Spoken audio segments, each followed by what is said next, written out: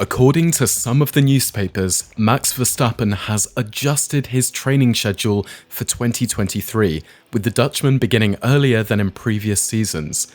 Verstappen's camp has admitted that the reigning champion usually begins training in mid-January, but that this had to be moved due to the 2023 calendar. But some bad omens are waiting for Max. What are those? Why should he be concerned, and how will this affect his season? Watch the whole video to find out. The new season begins in early March, 2 months earlier than the previous 2 seasons.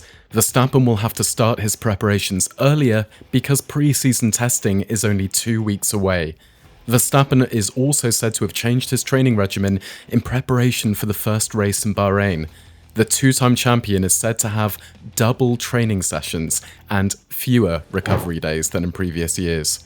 They train a little more condensed, more double training sessions, and fewer recovery days, said pundit Erik van Haren. They've all made minor adjustments. I already thought he looked very fit, and some say, yes, I'll get in the car myself, 20 kilos overweight.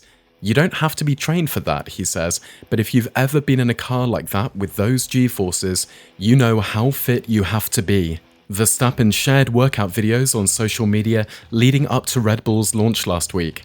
At his home gym, the 25-year-old posted a video of himself working out on an exercise bike and stretching his neck muscles. He labeled the videos pre-season work when he posted them. Verstappen was filmed with his trainer in an intense workout last year. Verstappen grimaced his way through a series of grueling torso and neck exercises as he rebuilt his strength.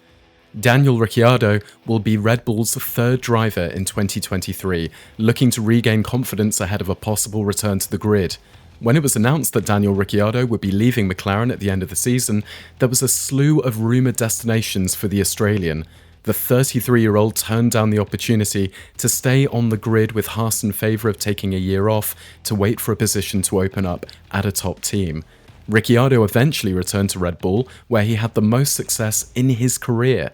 According to team principal Christian Horner, the Australian's contract with the team will not see him promoted to a race seat, but it will allow him to participate in promotional activities and simulator work. Ricciardo has stated that he is looking forward to working in the simulator because it will allow him to see how he compares to Max Verstappen and Sergio Perez, potentially helping him rebuild his confidence. While Verstappen is excited to be reunited with Ricciardo this season, the Dutchman has bad news for his former teammate, advising him to avoid the simulator. The days in the sim can be long at times, but I am convinced that this type of work is worthwhile, the 25-year-old said.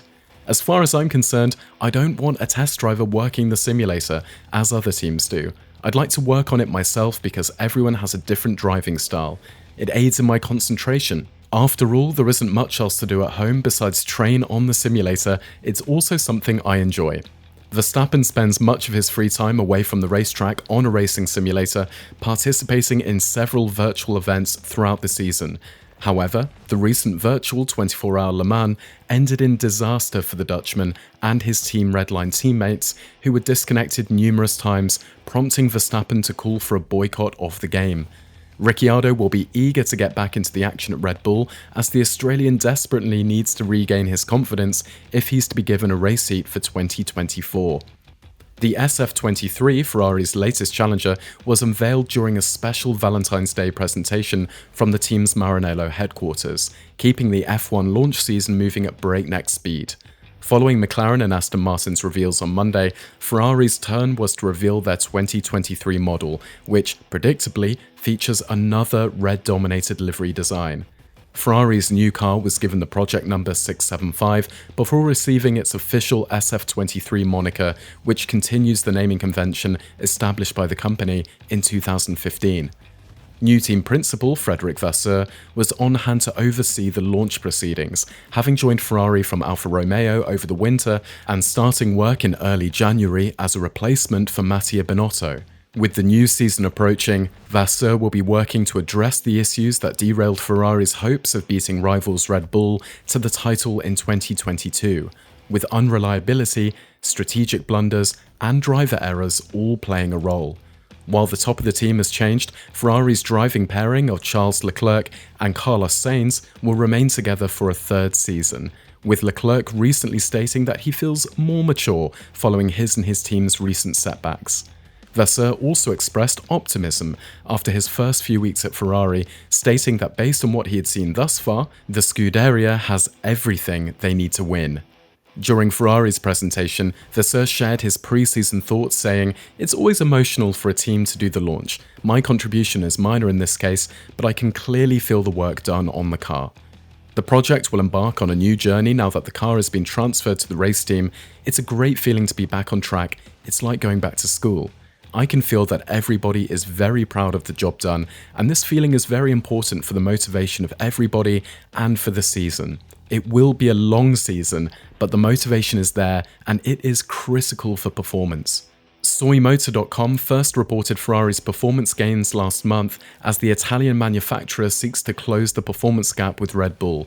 In the early stages of 2022, the historic team was the fastest on the grid, with Charles Leclerc winning 2 of the first 3 races. However, the Italian team could not capitalize on their advantage due to errors and unreliability. The team then slowed around mid-season, with Red Bull dominating the rest of the season to win both titles. Engine upgrades are prohibited until 2025, but reliability fixes are permitted. However, it's believed that Ferrari reduced the power of their engine in 2022 as a result of a series of mechanical failures.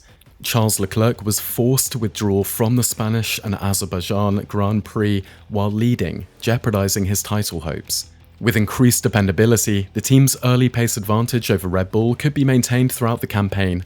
Former team boss Mattia Binotto previously admitted Ferrari was forced to slightly lower the power due to the early retirements. Before his resignation, Binotto stated that the main focus over the winter was on reliability concerns. "That's our top priority because winning requires dependability, which hasn't been the case this season," he explained. The second is the car's speed, because while we were very competitive in qualifying, that was not always the case in the race itself, and our race pace, whether from tyre degradation or pure race pace, was insufficient for a better position. According to Italian media, the new Ferrari will be narrower due to a different aerodynamic concept. To improve the car's competitiveness, a new gearbox will be installed. Ferrari driver Carlos Sainz admitted to keeping a close eye on the team's new package, but refused to comment on how effective the changes could be. "Have you seen the new car?" he asked. Of course, I'd followed it for a while and had spoken with the new team principal, Frederic Vasseur. The winter testing session isn't far away, but I won't say anything until I see how everyone else is doing on the track. Ferrari last won an F1 world title in 2008 when they won the Constructors' Championship, and their last Drivers' Championship was with Kimi Räikkönen the previous season. The team is currently testing the SF23 at Fiorano before heading to Bahrain for pre-season testing from February 23rd to 25th, with the first round taking place a week later. After experiencing numerous technical issues, Max Verstappen was forced to withdraw from the 24-hour of Le Mans Virtual. The Red Bull driver lost contact, dropping him from 1st to 17th place. He dropped out of the race when he ran into the same problems again. The Belgian-Dutch driver went on a rant about the event organisers on Twitch. He stated, "They can't even keep track of their own game. This is the 3rd time I've been kicked out of the game while competing in this race. It's also the last time I'll participate because what's the point? To be honest, it's a joke. This cannot be called an event. This is a clown show. That's why it's preferable to sell the car." Thanks for watching. If you like this video, give it a thumbs up, and we'll see you guys later.